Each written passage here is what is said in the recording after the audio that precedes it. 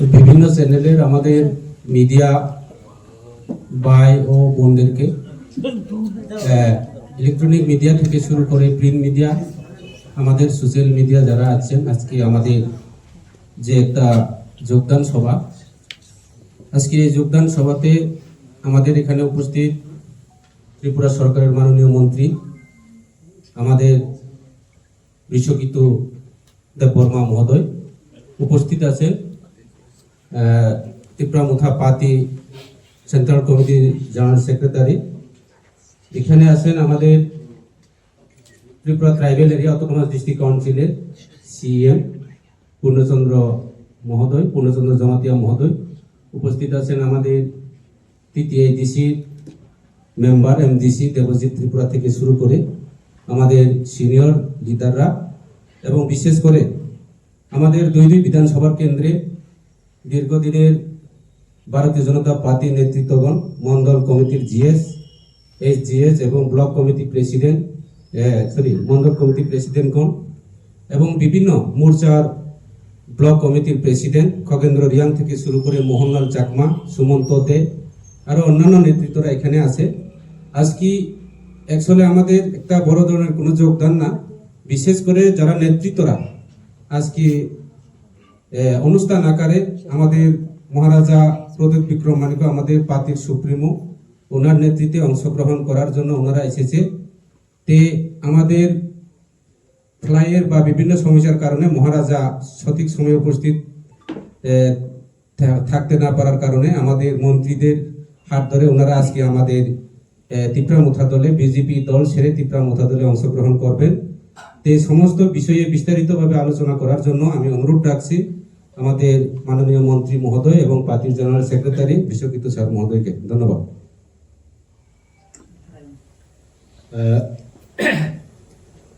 সকল সাংবাদিক বন্ধুদেরকে ওয়েলকাম।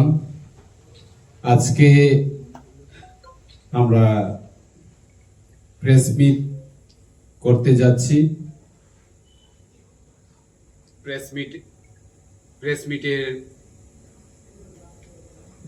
প্রেস মিটের উদ্দেশ্য হচ্ছে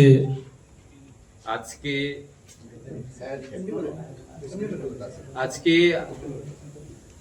আমরা এই চন্দ্রমহলে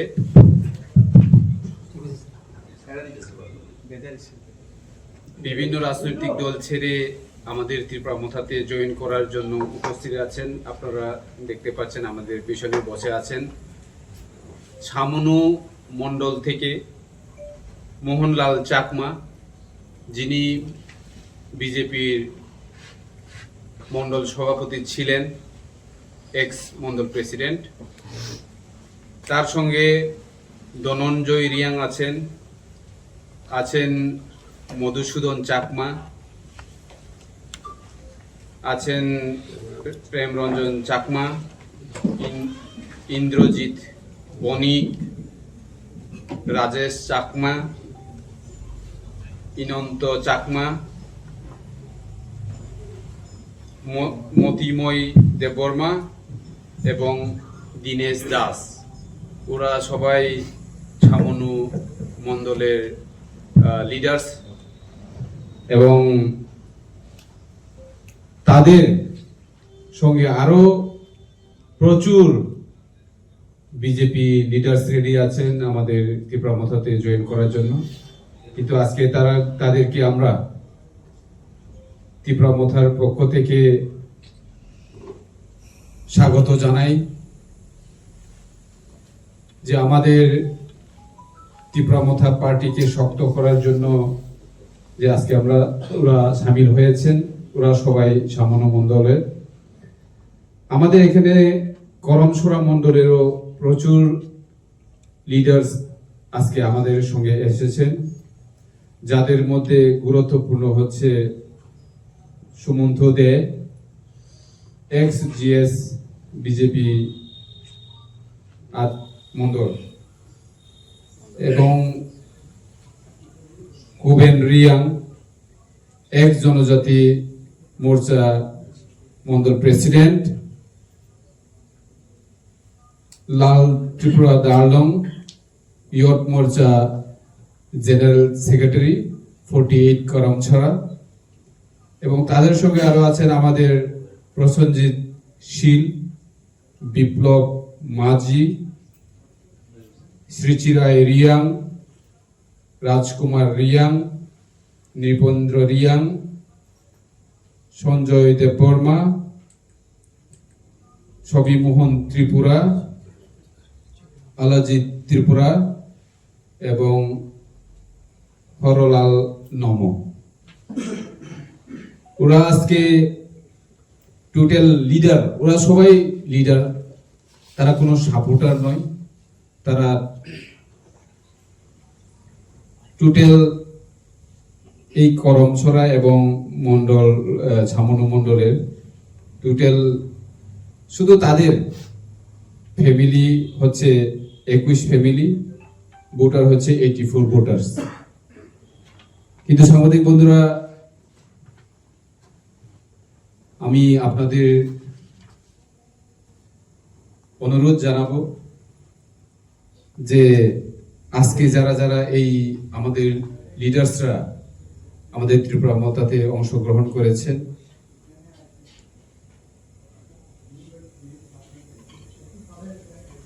আমরা ভবিষ্যতে আরো বড় প্রোগ্রাম করে এই লিডার্সদের সঙ্গে যারা আছেন, সাপোর্টার্সরা আছেন, আমাদের জনগণরা সুনাগরিকরা আছেন, তারা একটা বড় প্রোগ্রাম করে তাদের লিডারশিপে আমরা শৈলেংটাতে অবশ্যই একটা বড় প্রোগ্রাম করব। আজকে যারা যারা আমাদের সঙ্গে ত্রিপুরা মতাতে জয়েন করেছেন, আমাদের বুবাগুড়ার পক্ষ থেকে, ত্রিপুরা মতার পক্ষ থেকে ওদেরকে আন্তরিকভাবে স্বাগত জানাচ্ছি এবং আগামী দিনে ত্রিপুরার জন্য কাজ করবে আমরা বিশ্বাস করি। এবং শুধু ছামনু এবং করমছড়াই নয়, বিভিন্ন এলাকায় এইভাবে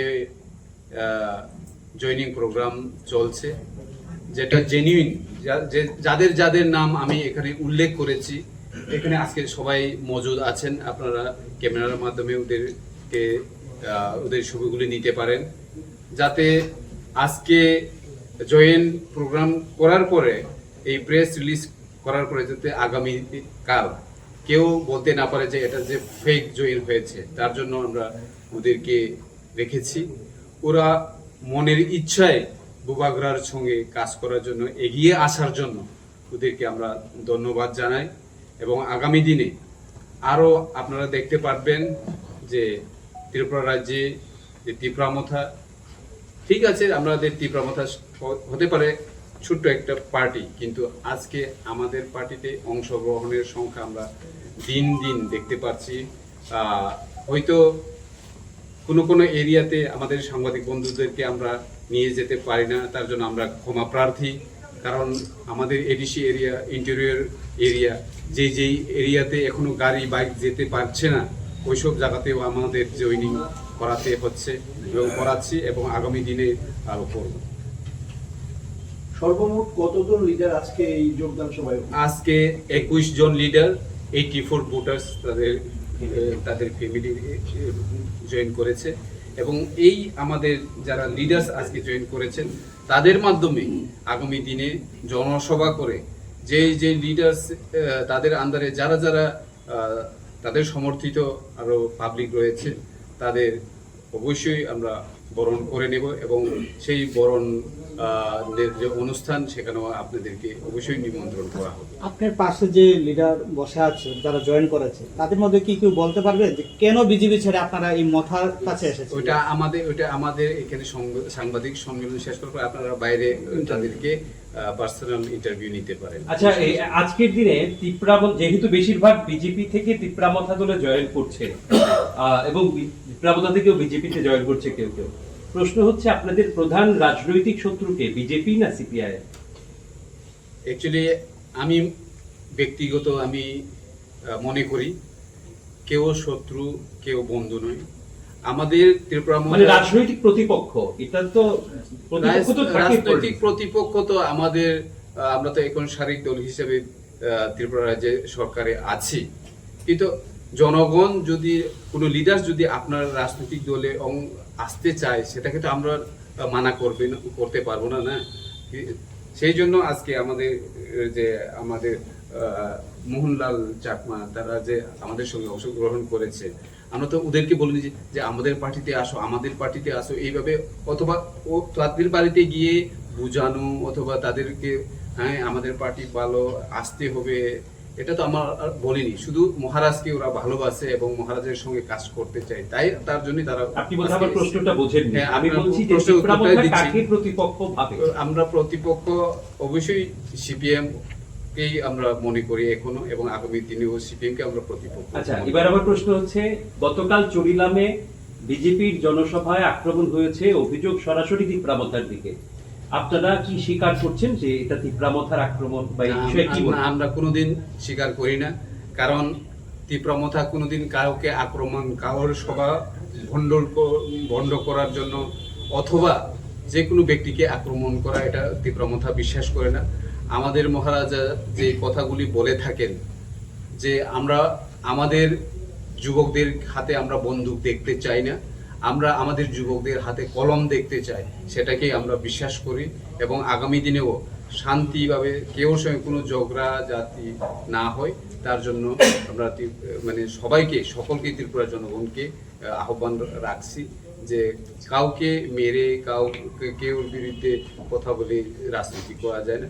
ভালোবাসার মাধ্যমেই আমাদের মহারাজ ভালোবাসা ছড়িয়ে দিচ্ছে, তার জন্য আমাদের মোহনলাল চাকমারা আমাদের সঙ্গে কাজ করার জন্য এগিয়েছেন, তাদেরকে অসংখ্য আমি ধন্যবাদ জানাই। আপনাদের কি সরকার থেকে সরে যাওয়ার কোনো আলোচনা বা কথা রয়েছে? কারণ যেহেতু দীর্ঘদিন ধরে আপনাদের দাবি পূরণ হচ্ছে না, এই অভিযোগ আপনারা কি সরকারে থাকবেন না সরে যাবেন, এরকম কোনো সিদ্ধান্ত হয়েছে? ওটার জন্য আমরা কোনো সিদ্ধান্ত অথবা আলোচনা করিনি। আমাদের মহারাজা আছেন, এবং আমরা যেহেতু ভারতের হোম মিনিস্টার স্বরাষ্ট্রমন্ত্রী অমিত শাহজির সঙ্গে আমাদের চুক্তি, ওনার সঙ্গে আমাদের আলোচনা হচ্ছে, এবং আগামী দিনে কিভাবে আমাদের দাবিটাকে তাড়াতাড়ি করা যায় তার জন্য আমরা প্রচেষ্টা চালিয়ে যাচ্ছি। Sir, I have a categorical question. I'm taking trace from his only. You may have said that CPM is your opposition, but the BJP categorically today said in a press conference that in 2026 there will be no Tirupramotha. What is your reaction to that? In 2026, in what? In election? ADC. In ADC election. Yeah. For ADC election, we are not decided about all the things. Day after tomorrow Maharaj will come and we'll discuss about that matters. What will be our position? What will be our plan? That matters will be discussed. But right now it is not discussed. No, I'm not talking about if you are fighting the election in alliance. They categorically have said the existence of Tirupramotha will not be there. Existence, Tirupramotha will be in future. There may be existence or not. It is, you people are very talented journalists people. You are working in different parts of Tripura. 2026 में हम तीव्रामथा फिर से power में आएगा, वो भी बहुत ज़्यादा मैंडेट लेके हम आएंगे, क्योंकि लास्ट टाइम हम 28 आउट ऑफ 28 में हमको मिला 18 बाद में आया होंगे त्रिपुरा जी, तो कुल मिला के हम 19 हुआ, तो मिनिमम हमको 25-24 इस बार हमको मिलेगा। जिसने भी ऐसा बोला कि तीव्रामथा 2026 में खत्म हो जाएगा, तो मैं उनको बोलना चाहता हूँ, लास्ट टाइम 27 नवंबर को हमारा जो मास गैदरिंग हुआ था, तो उसमें देखा दिया है तीव्रामथा का दम कितना है, महाराष्ट्र का दम कितना है। तो 2026 में हम 25-26 मैंडेट लेके हम फिर से তীব্রামথা পাওয়ার মে আएंगे। কিসের ভিত্তিতে আসবেন বলছেন? কেন বলছি, কারণ এই 5 বছরে আপনাদের সিগনিফিকেন্ট ডেভেলপমেন্ট কি? কারণ কেন্দ্রীয় সরকার দিচ্ছে না, রাজ্য সরকার আপনাদের সঙ্গে রাজি হচ্ছে না, আপনাদের ইন্টারনাল ফাইট আমরা বারবার দেখেছি, কিন্তু মানুষের যে মৌলিক যে সমস্যাগুলির কথা বলে আপনারা 2021 সালে ক্ষমতায় এসেছিলেন, সেই ক্ষেত্রে মেজর ডেভেলপমেন্ট কি আছে? মেজর ডেভেলপমেন্ট নিয়ে আমরা সরকারিভাবে এডিসি প্রশাসনের মাধ্যমে আমরা প্রেস মিট করব। আমরা সময়ে অপেক্ষায় রয়েছি। কোন ইয়ারে কত টাকা এডিসিকে দিয়েছি, এই বছর কত টাকা পেয়েছি, মাঠে ময়দানে যারা বলছে যে 500 crore এডিসিকে দিয়েছে, 1400 crore টাকা এডিসিকে দিয়েছে, এইসবগুলি আমরা অফিসিয়ালি ওই ডকুমেন্ট আমরা জনগণকে দেখাবো। আর তার জন্য আমরা সময় অপেক্ষা করছি, কারণ যেহেতু আমরা আজকে জয়নিং প্রোগ্রাম, তো এই সব বিষয়ে আমরা এত বিস্তারিত আলোচনা করতে চাই না। আমরা আসবো আপনাদের সামনে। না না, আপনি তো সিএম, আপনার কাছে তো এটা নলেজে থাকা উচিত যে আপনার মেজর অ্যাচিভমেন্ট কি। আপনি মানে দিল্লি যায়নি, রাজ্য যায়নি, এটা প্রশ্ন নয়। প্রশ্ন হচ্ছে এডিসি 5 বছর করলোটা কি? না, সেটাই বলছি, আমরা মেজর অ্যাচিভমেন্ট কি কি করেছি সেটা আমরা একটা দুটা দেখাবো। বলুন না, একটা দুটা সেটা বলুন। আমরা দেখাবো। আজকে যেহেতু জয়নিং প্রোগ্রাম, মানে আজকে একটা দুটা বলুন না, যে একটা বিষয়ের জন্য আমরা প্রেস মিট করছি, তো আরেকটা বিষয় না না, এভাবে আরে আলোচনা আপনি তো করাটা মানে- সিএম, একটা না, দুটা বিষয় তো বলতে পারেন। দেখেন, সেটা আমরা অবশ্যই দেখাবো।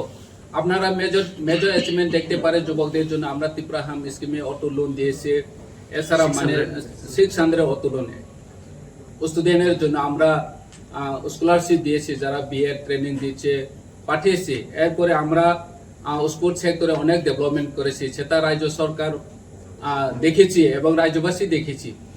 সুপার লিগ অ্যাওয়ার্ডও চালু হচ্ছে, আজকেও আমরা প্রেস মিট করেছি। মিউজিক এবং যারা মানে কালচারাল মানুষের গড় আয় কত বৃদ্ধি হয়েছে? হ্যাঁ, গড় আয় কত বৃদ্ধি হয়েছে এডিসি এলাকার মানুষের? না, গড় আয় বৃদ্ধি কত হয়েছে সেটা তো রাজ্য সরকারের। তাহলে আপনাদের কাছে কোনো না। ডাটা নেই? আমাদের কাছে ডাটা রয়েছে, আছে, কিন্তু গড় আয় বাড়ানোর দায়িত্বটা কার? এডিসির হাতে না, সেটা আপনারা সবাই জানেন। এডিসি রাস্তা বানানোর জন্য এডিসি পিডব্লিউডি রয়েছে, কিন্তু বছরে 6 কোটি টাকা দিয়েছে। বছরে 6 কোটি টাকা দিয়ে কি রাস্তা বানাবে? আপনি জবাব দিন। একটা ব্রিজ বানানোর জন্য বর্তমানে 6 কোটি টাকার বেশি টাকা লাগে। তো আমাদের এডিসি কে মাত্র পিডব্লিউডি ডিপার্টমেন্টে প্রতি বছর 6 কোটি টাকা দেওয়া হয়। স্কুল এডুকেশন ডেভেলপমেন্ট করার জন্য আমাদেরকে মাত্র 1 কোটি 20 লাখ টাকা দেওয়া হয়। 1632টা স্কুল রয়েছে। সিঙ্গেল টিচার এখনো প্রায় 400 স্কুল এর বেশি রয়েছে। সেগুলো ডেভেলপমেন্ট করার দায়িত্ব কে? এডিসি। তাহলে এই সরকার শরীর কেন আপনারা? না, এডিসি কে যদি দায়িত্ব দেওয়া হয়, টাকাও তো পাঠাতে হয়। তো টাকা ছাড়া কোনো কাজ হয় না। আপনারা সবাই জানেন জিএসটি টাকা আমরা কোনো পোরশন পাই না। কোনো ট্যাক্সের মানে আগে তো জিএসটি কোনো লাগু ছিল না যখন এডিসি ফরমেশন হয়। তো জিএসটি লাগু হওয়ার পরে এডিসি এলাকাতে সবচেয়ে বেশি রাবার প্রোডাকশন হয়। আপনারা জানেন 83% রাবার প্রোডাকশন হয়, কিন্তু এই জিএসটি টাকা এডিসি কে 1 টাকাও দেওয়া হয়নি। তো ন্যাচারাল গ্যাস রয়্যালিটি যেটা আমরা পাওয়ার কথা, ফরেস্টের যেটা রেভিনিউ পাওয়ার কথা, সেটাও আমরা মানে মিনিমাম পাচ্ছে। ক্যাটেগরিক্যালি আমরা যদি হিসাবটা রাখি, আমরা রাজ্য সরকারকে যদি জিজ্ঞেস করি রাজ্যের কত টাকা রেভিনিউ ফান্ড আছে ক্যাটেগরিক্যালি, ওএনজিসি থেকে, ফরেস্ট থেকে, এগ্রিকালচার থেকে বা অন্যান্য ক্যাটেগরি থেকে, রাজ্য সরকার বলছে 3900 কোটি টাকা রেভিনিউ ফান্ড আছে রাজ্যে। রাজ্য সরকারের প্রতিনিধি তো আপনার সঙ্গে বসে আছে। আমার সাথে বসে রয়েছে, আমরা সরকারে আসে, তা সত্ত্বেও আমরা এডিসি এলাকার জন্য কি কি করা দরকার সেটা করার দরকার, মানে সেটা আমরা রাজ্য সরকার কাছে চাচ্ছি যে এই সেক্টরগুলি আমরা ডেভেলপমেন্ট করতে চাই। সেই হিসেবে আমরা বাজেটও বানাই। তো যদিও আমি প্রথমে উল্লেখ করেছি আজকে যেহেতু জয়নিং প্রোগ্রামের বিষয়ে আমরা আলোচনা করব, ভবিষ্যতে আমি আসবো প্রেস মিটে, আপনাদের সাথে কথা বলবো। আচ্ছা, জনজাতি যিনি সেক্রেটারি মানে আছেন বিপিন দেববর্মা, উনি আসে একটা বক্তব্য রেখেছেন যে 2026-এ ত্রিপুরা মথার দল থাকবে না, মুছে যাবে এবং এডিসিতে তারা ক্ষমতায় আসবে। সেই বিষয়ে আপনি কি বলবেন? সেটা তো আমি প্রথমে উল্লেখ করেছি। ধন্যবাদ আপনাদেরকে যে কোয়েশ্চেন করার জন্য। দেখো, আমরাও বিভিন্ন চ্যানেলের মাধ্যমে আমাদের Bharatiya Janata Party state general secretary Bipin দেববর্মার স্টেটমেন্টগুলি, ওনার প্রেসমেন্টগুলি আমরা আমরা চাই। বিশেষ করে আজকে আপনারা আমাদের আজকে যে এই যে জয়েনিং যোগদান সভাতে নিশ্চয়ই দেখছেন, আমার পরবর্তী যারা মিডিয়া বাইরে আমাদের সিএম এবং মন্ত্রীকে কোয়েশ্চন করছে সেই বিষয় নিয়ে আমি কিছু আলোচনা করতে চাই। আমাদের এডিসি গভর্নমেন্ট কতটুকু উন্নয়ন করছে না করছে সেটা আমাদের কনসার্ন ডিপার্টমেন্টের ওনার মুখ থেকে আপনারা নিশ্চয়ই শুনছেন, এবং বর্তমান রাজ্যের কেন্দ্র এবং রাজ্য সরকারের যে ভারতীয় জনতা পার্টি সরকার কি উন্নয়ন করছে আমাদের যারা আজকে যোগদানকারী ওনাদের মুখ থেকে আপনারা শুনবেন। তো বিশেষ করে আমাদের বিপিন বাবু, ওনাকে আমি ভালো চিনি, ওনাদের সঙ্গে আমার সম্পর্ক ভালো, যদিও উনি যে বলছেন আগামী 6 তারিখে 2026-এ যে ত্রিপুরা মুথা দুলে মুছে সাফ হয়ে যাবে, সেটা তো একটা কথা, কি বলবো এটাকে, ওই মুখ আছে দেখে আছে আমরা মুখে যেমনি সেমনি বলতে পারে, কিন্তু জ্বলন্ত প্রমাণ আজকে আপনারা দেখবেন